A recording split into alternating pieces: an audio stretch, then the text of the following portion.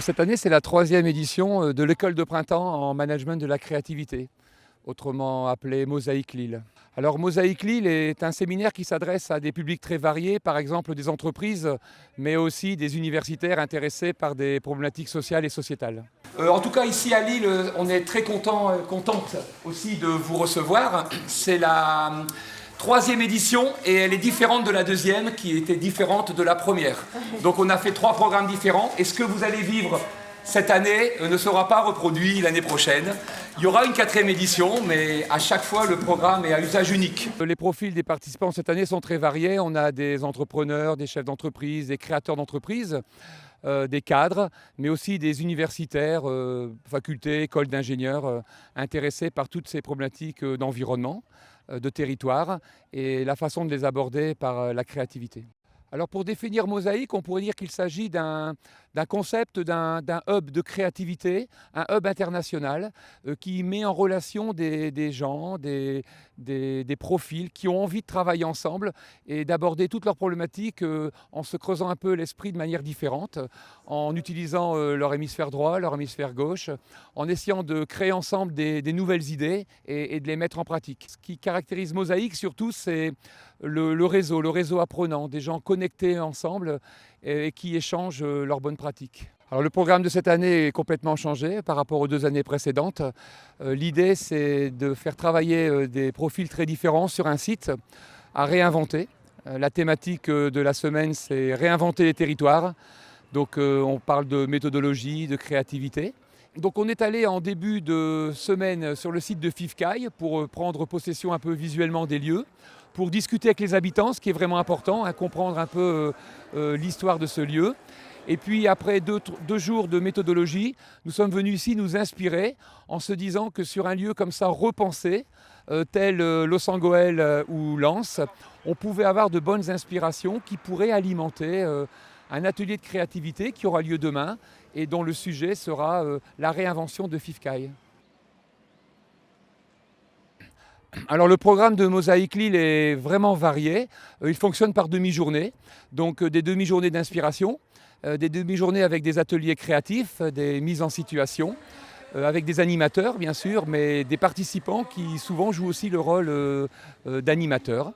On aborde des techniques de dessin, de facilitation graphique, des techniques visuelles, des techniques d'improvisation. Et puis cette année, tout particulièrement, la présence du Cirque du Soleil avec des techniques de bouffonnerie et de façon de sortir du cadre pour pouvoir exprimer un peu sa créativité individuelle.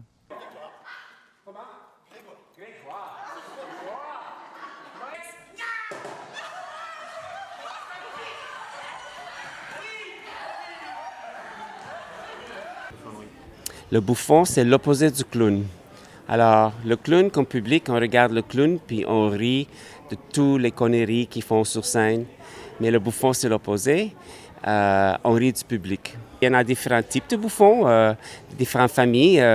Les gros culs, gros ventres, le bossu, les nains, le grand prêtre. Mais c'est une famille qui se tient ensemble. On regarde plus le côté de collaboration, travail de groupe, l'écoute, focus. Alors, c'est vraiment un genre de team building pour tout le monde dans les entreprises ou en management.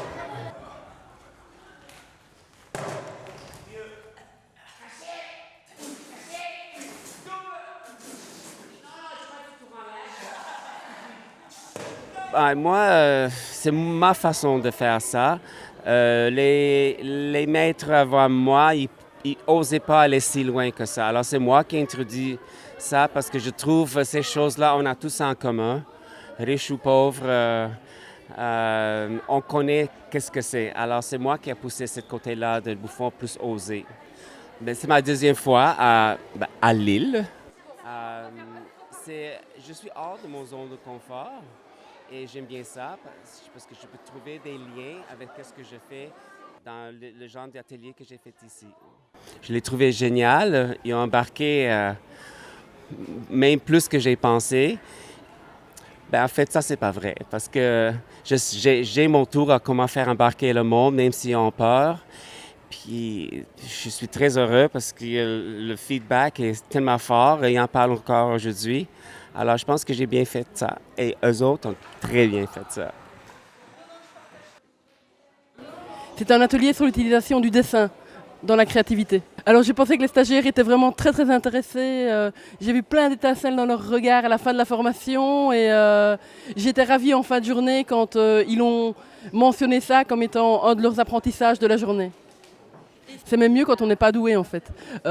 Mais ça permet de penser différemment, ça permet de retrouver l'enfant qui sommeille en nous. Le simple fait d'avoir à nouveau des marqueurs de couleurs, ça nous donne déjà des envies de liberté, de créativité je pense.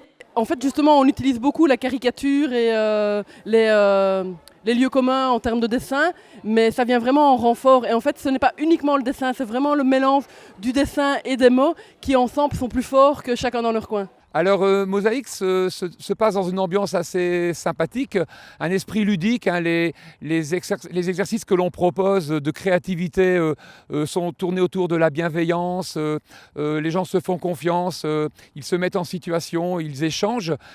C'est une façon parfois, dit-on, de faire les choses sérieusement mais sans se prendre au sérieux.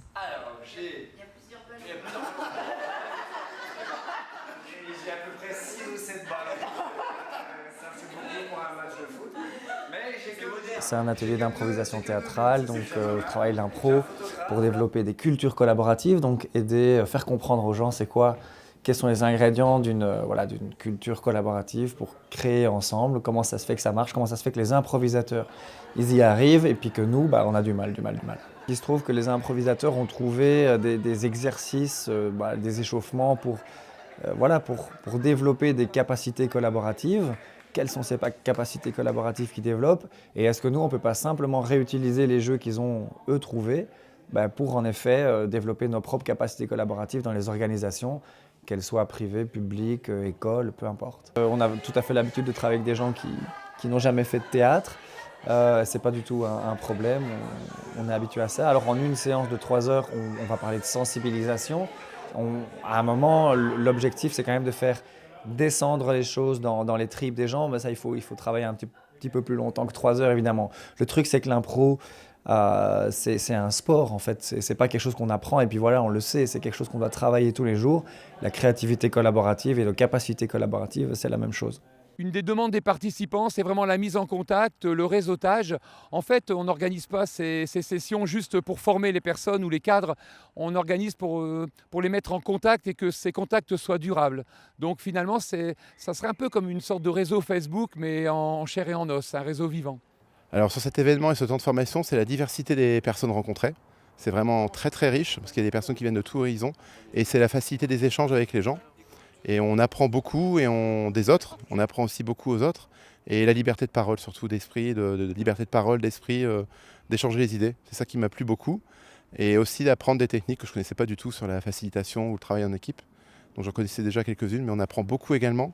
Et plein d'idées après à ramener pour ses collaborateurs. Alors pour cette année, pour Mosaïque, on a choisi le site du Louvre-Lens-Vallée, du musée Louvre-Lens et de Los des fosses depuis 11-19, pour les inspirer par rapport à un projet que l'on va travailler à Fifcaille.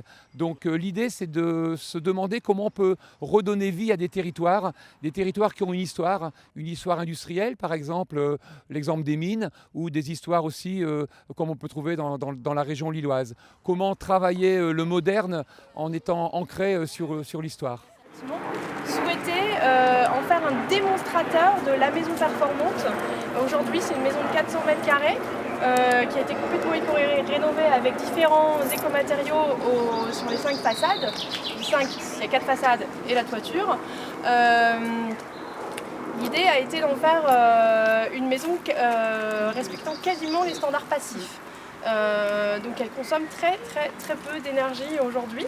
En fait, l'enjeu de ces 4 jours de Mosaïque est de montrer à des participants qui découvrent un projet qu'ils sont capables eux-mêmes en quelques jours avec ces méthodes de proposer des idées vraiment nouvelles, créatives, qui peuvent enrichir des réflexions qui existent déjà sur le site de Fifcaille. Donc il ne s'agit pas de repenser Fifcaille comme ça en 2-3 jours avec 45 participants, mais de montrer à ses participants qu'en s'intégrant dans un projet avec une réflexion commune, on peut enrichir un projet qui est déjà en cuisine. Donc on va accueillir, on a cultivé, on va accueillir et ensuite, effectivement, on va manger ensemble. Donc il y a un côté économie circulaire.